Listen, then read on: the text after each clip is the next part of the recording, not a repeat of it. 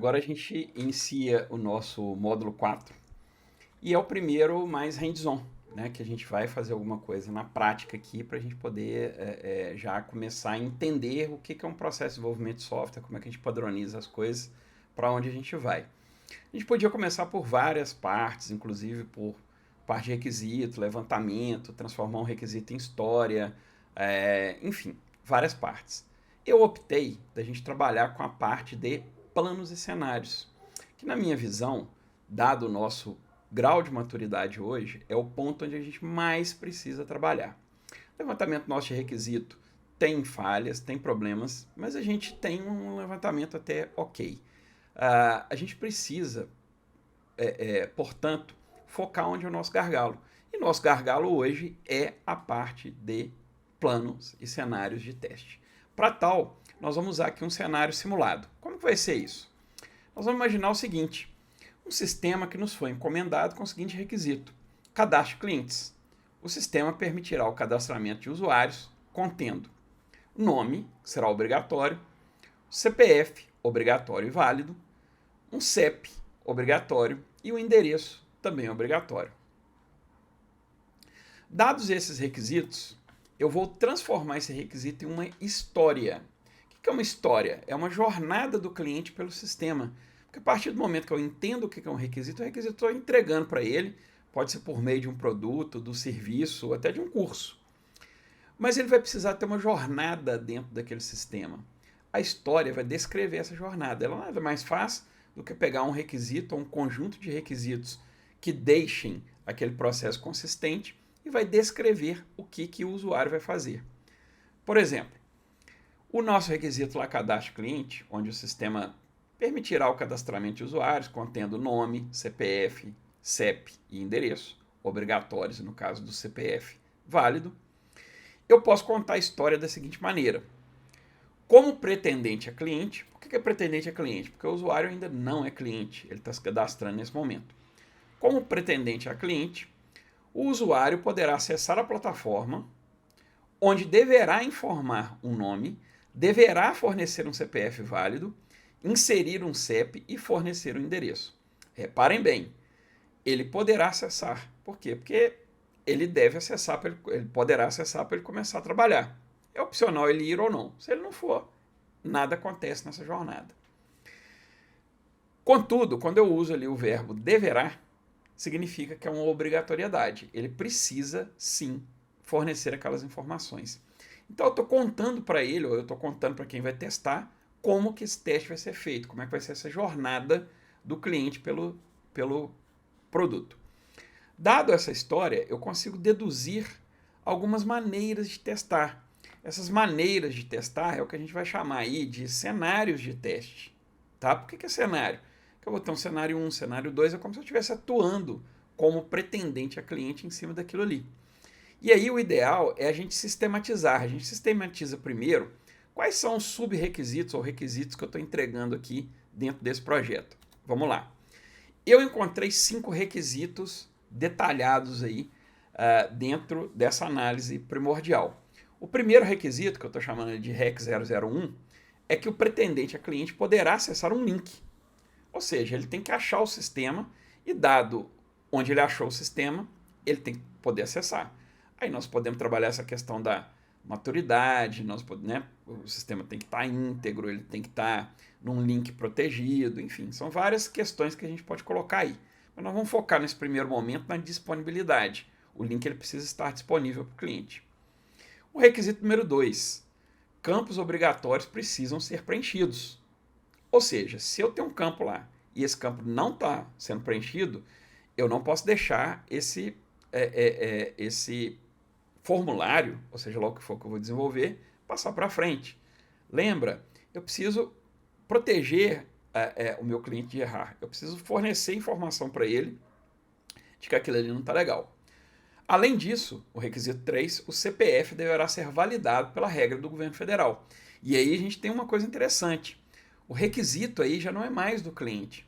É um requisito que extrapola o cliente. É um requisito legal. O cálculo do CPF não é um cálculo fornecido pelo cliente. É um cálculo fornecido pelo governo federal. Requisito 4. O cliente deve sugerir o cadastro deve sugerir o endereço a partir do CEP. Digitei o CEP, o endereço deve ser preenchido. E por fim, o cadastro deve ser salvo com os dados digitados e validados. Então, eis aí o nosso teste, né? Como que a gente está pensando em fazer. E com isso, eu pensei em 3 cenários possíveis para a gente poder testar. Óbvio, poderia ter muito mais, mas eu coloquei 3 aí para a gente já começar a entender um pouco como é que funciona esse mundo. Vamos lá. O primeiro cenário que eu criei foi 5 passos. O primeiro passo, eu vou acessar lá o link onde estará o meu sistema. Segundo passo, eu devo preencher com o nome que eu escolhi ali, né, que vai ser um nome válido. O terceiro passo, eu vou preencher um CPF também que existe. Opa, tá ali. Quarto passo, um CEP que também existe e que vai ter um efeito. O campo de endereço vai ter que ser preenchido com aquele endereço ali que eu coloquei, que é a Praça da Sé. Por fim, eu vou clicar no botão salvar, onde ele vai me mostrar um cadastro sendo feito. O objeto com os dados deverá ser mostrado no console. Como isso aqui é um sistema de demonstração, eu não vou salvar. Eu vou só mostrar ali no console o que está indo, o que teoricamente seria salvo. Isso também é um bom recurso, tá, gente? Às vezes é legal a gente mocar antes da gente construir como um todo. Eu posso, inclusive, testar já no primeiro momento, ali onde eu fiz só a telinha, não tem todos os serviços, eu posso usar esses recursos aí para ver o que está acontecendo. Dado esse primeiro cenário, eu fiz 2 cenários derivados. O primeiro cenário derivado é um onde no passo 2 eu vou deixar o nome em branco. E eu quero ver o que vai acontecer. O efeito que eu devo ter é o campo ele deve ser sinalizado em vermelho. E o efeito, outro efeito é que lá embaixo, no passo 5, o objeto com os dados não deve ser mostrado no console. Ele deve mostrar, ao contrário disso, um erro. O outro cenário derivado é um cenário parecido, só que ao invés de eu colocar o nome inválido, eu vou colocar o CPF, dessa vez inválido. E o CPF deverá ser sinalizado e eu quero também apresentar uma mensagem de CPF inválido. Lá embaixo, né, o requisito final. O nosso objeto ele não deverá ser mostrado no console. Para além disso, eu devo mostrar uma mensagem de erro. Então, esses são os nossos 3 cenários. E aí nós vamos ver agora como é que fica no hands-on. Vamos lá. Bem, então nós vamos utilizar para operacionalizar o nosso plano de teste a ferramenta nossa de controle de desenvolvimento, que é o Azure DevOps, ou Azure DevOps, né? Ele tem toda uma parte aí que a gente consegue trabalhar com documentação de teste, não só a documentação das tarefas de teste, mas do resultado dessas tarefas. Então nós vamos ver um pouquinho aí como é que funciona. Para facilitar o trabalho, uma das primeiras coisas que eu fiz aqui foi criar uma planilhazinha, colocando os nossos requisitos do sistema, bem como sistematizando aqui como que esses testes serão executados. Todos os 3 cenários já estão transpostos para cá. Qual que é o nosso primeiro passo? O nosso primeiro passo, então, é acessar o Azure DevOps no projeto onde a gente está trabalhando. Então, eu tenho aqui, eu peguei um projeto aleatório aqui que não tem tantas tarefas cadastradas, na realidade não tem nenhuma tarefa. Eu vou mostrar aqui, dashboard lá não vai mostrar absolutamente nada, porque está em branco aqui, né? ainda não começamos a trabalhar com ele. Vamos entrar aqui nos boards, no quadro, você tem aqui uma tarefa, aliás, uma história, né, que é cadastrar-se como cliente, que é exatamente aquela primeira história lá que a gente trabalhou. Né? A gente pode descer aqui, ver como é que está o nosso backlog, as interações, tudo mais, né? As sprints, o que eu planejei, o que eu não planejei. Enfim, é um quadro normal aqui de trabalho dentro do que a gente se propôs. Bom, vamos lá. Eu coloquei aqui na visão de board, que eu acho que é mais fácil da gente enxergar o que a gente tem para fazer. Ele, por enquanto, ainda não tem nenhuma task de desenvolvimento cadastrada. Né? Num cenário normal, ele teria lá todas as tasks ligadas àquele cadastro. E como é que eu faço para colocar os meus cenários de teste aqui em cima da história? Lembrando que os cenários de teste vão ser colocados na história onde você está trabalhando. É bem simples, na realidade você vem aqui, né, na elipsezinha e manda adicionar um novo teste. Na hora que você faz isso, ele vai criar aqui pra gente aqui, ó, um cenáriozinho de teste. Eu posso vir aqui, ele vai sumir ali porque eu devo mudar o foco, mas depois eu coloco de novo. Qual que é o nosso primeiro teste aqui que nós vamos fazer? Deixa eu copiar aqui direitinho. É um teste em condição normal. Abrimos o sistema aqui antes do tempo. Então vem aqui e coloco, ó, teste condição normal. Beleza? Tá lá cadastrado, né? O nosso primeiro teste. Podemos cadastrar os outros também de uma vez, né? Que aí é só título. Eu tenho um segundo cenário ali, que é o teste com nome inválido.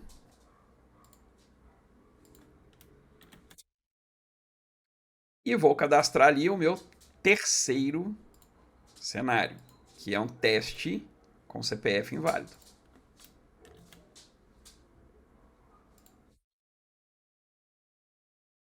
Beleza? Os três estão aqui. Ok. Como que eu faço agora para poder documentar o que eu tenho que fazer? Basta clicar nele aqui, né? Eu vou lá em, né, Work Item também, aqui eles já estão aparecendo, os testes já estão aqui, né? Eu posso abrir por aqui ou lá na parte de Board também, onde eu vou enxergá-los. Aqui, ó, 3 testes, né? Se eu clicar aqui neles aqui, eles vão aparecer. Mas eu venho aqui no Work Item, tá? Onde eles estão aparecendo aqui. Vamos lá. O primeiro que eu vou cadastrar aqui é teste condição normal. Eu clico nele. E eu tenho um botãozinho aqui, ó, que são os steps. O que são os steps?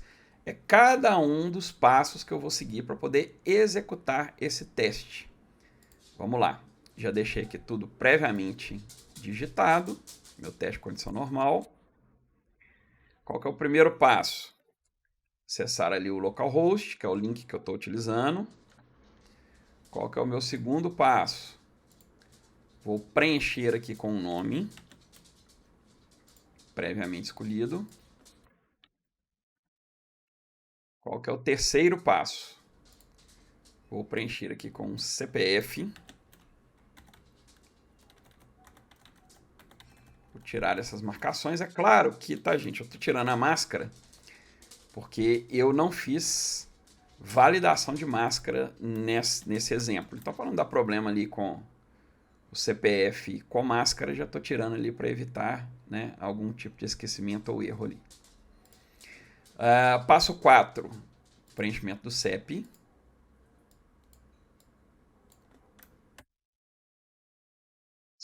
Preenchimento do CEP. Passo 5, clicar no botão de finalizar cadastro. Boa.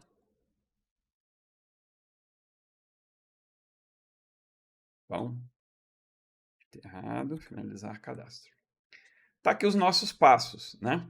Beleza, vou salvar e vou fazer a mesma coisa que agora para os outros testes. Então, enquanto eu faço, aguardem, né? Vocês vão ver, depois eu abro eles aqui para vocês darem uma olhada.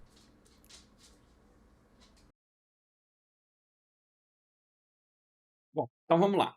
A partir do momento que eu tenho ali, né, os meus cenários de teste então cadastrados, o que eu vou fazer? Eu vou clicar aqui nessa parte de planos de teste.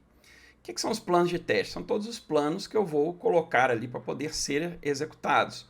E eles também podem ser planejados por sprint, né, em determinado momento, para você poder fazer. Via de regra, a gente vai executar os planos à medida que as histórias forem sendo entregues. E eles não necessariamente precisam ser feitos apenas uma vez. Quando eu clico ali em planos de teste, se eu já tiver algum cadastrado, normalmente vai ter um que é o default, ele vai aparecê-lo aqui para mim. Só que eu quero voltar aqui e ver todos os planos que eu tenho, né? Eu criei um novo aqui, que é o cadastro de novos clientes, validação de campo e gravação. Eu poderia, não tem ainda, eu venho aqui e mando criar um novo plano de teste, né? Vai ser a descrição, qual a interação e qual que é o projeto que eu estou. Beleza.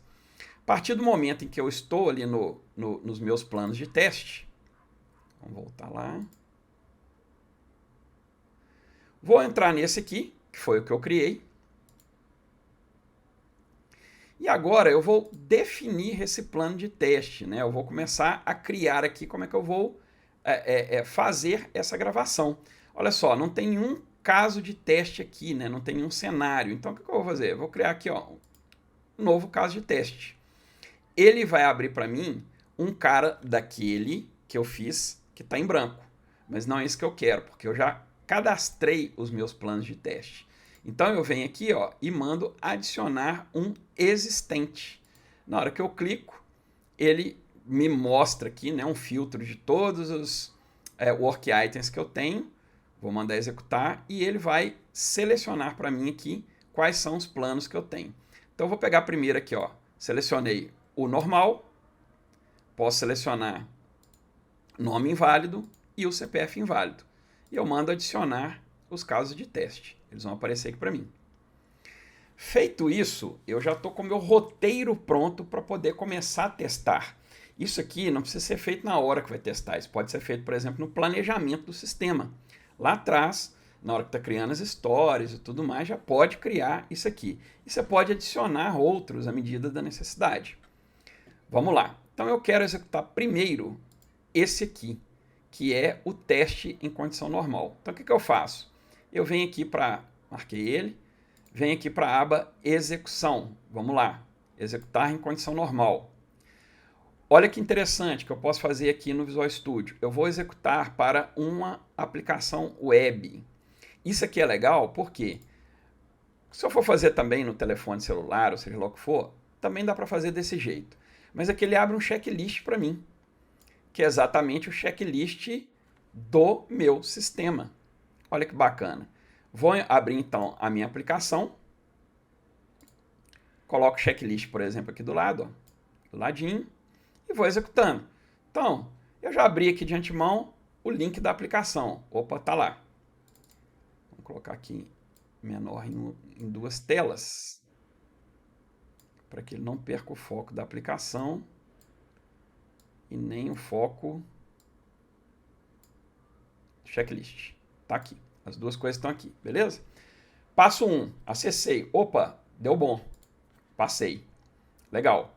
Agora eu quero preencher o nome. Eu posso digitar, dependendo do que você estiver fazendo, inclusive é interessante você digitar. Ou eu posso vir aqui, ó, copiar o texto também. E aí eu sei exatamente o que eu coloquei, né? Não estou prevendo ali um erro de digitação. Coloquei. Opa, legal. Funcionou, ficou verdinho. Passo para frente. Vou digitar agora o CPF. Vou inclusive digitar. Vamos lá. 007 0101 990 15. Beleza. Não deu mensagem inválido. Passou. Olha que legal.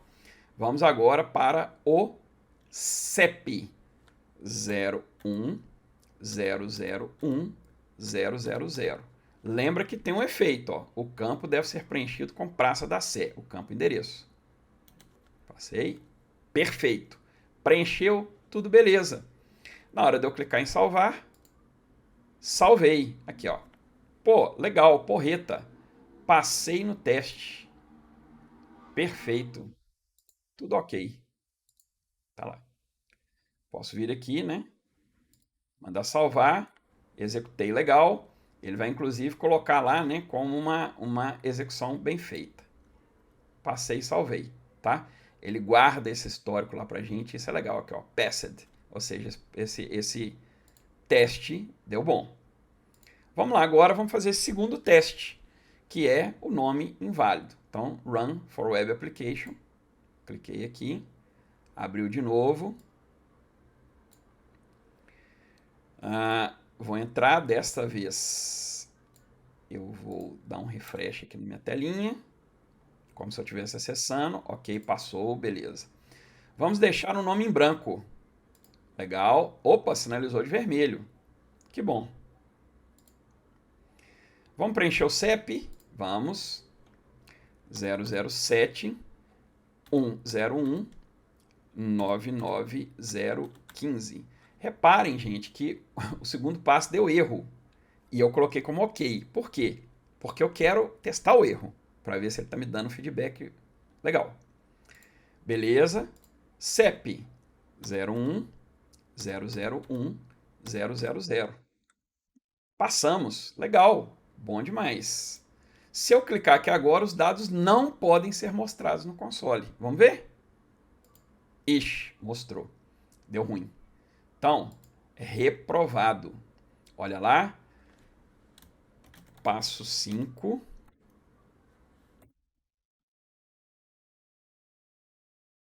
Os dados foram apresentados como salvos. Deu ruim. Esse sistema aqui é legal porque você pode inclusive instalar um plugin nele aqui, ó, para poder capturar uma imagem, se você quiser, ou um vídeo, ou seja lá o que for, recortar um pedaço da tela, por exemplo, né? Aqui eu estou sem um plugin instalado, mas se ele tivesse instalado, o que eu poderia fazer? Salvar aqui e capturar uma imagem.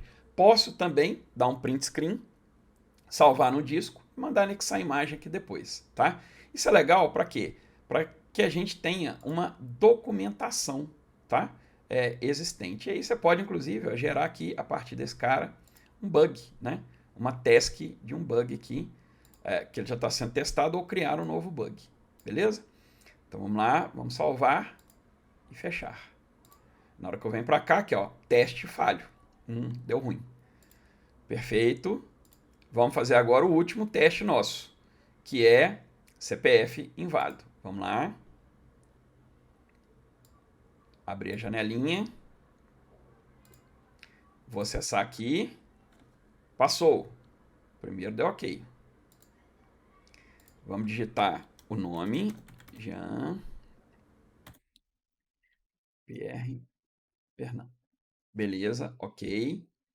CPF. Opa. Será que vai dar bom ou vai dar ruim esse CPF, hein? Vamos ver. 007 01 99 000. CPF inválido. Deu ruim. Beleza. Então, o nome ok, que eu esqueci de marcar aqui. Por isso que é bom, olha só, a gente trabalhar com um checklist, né? Já tinha esquecido de marcar aqui o CPF. E o nome, desculpa. E o CPF deu ruim. Ele deu uma mensagem de erro aqui. Vamos lá.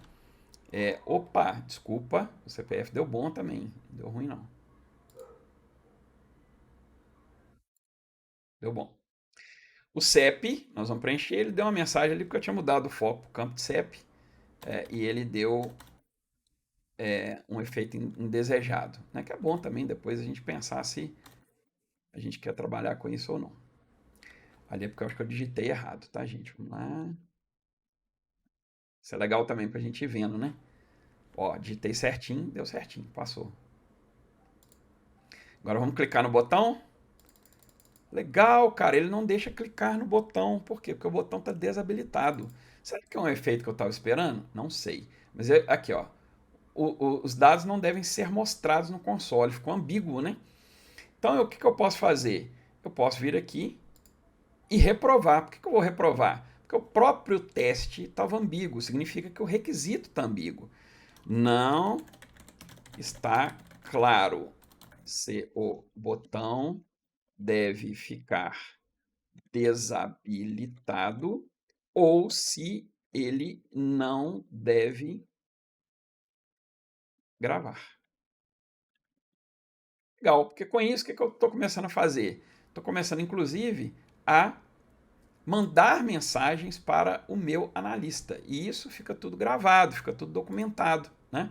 A partir do momento em que você rodou os testes aqui, os testes deram ruins, né? Não funcionou, não foi legal e tal, a gente pode entrar depois aqui e ver, né, como é que foi a execução aqui, ó, nesse dia aqui, ó. Olha lá.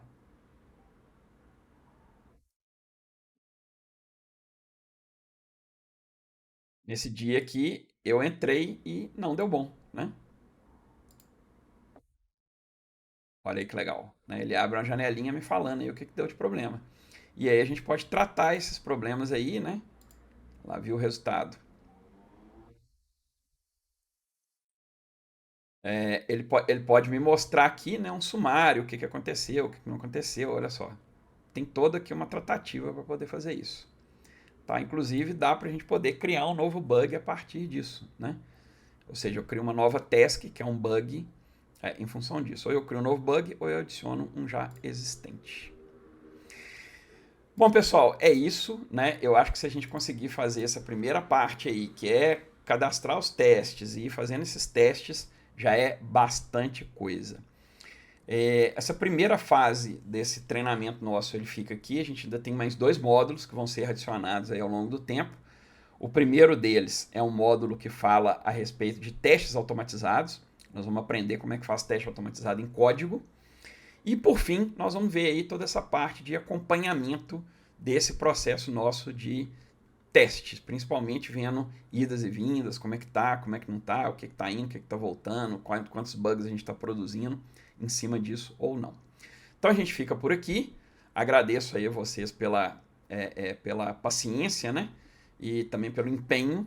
E vamos que vamos. Precisamos melhorar muito a qualidade dos nossos softwares. E a gente só vai conseguir a partir do momento em que a gente der a devida importância ao nosso processo de qualidade de software. Então é isso aí e até a próxima.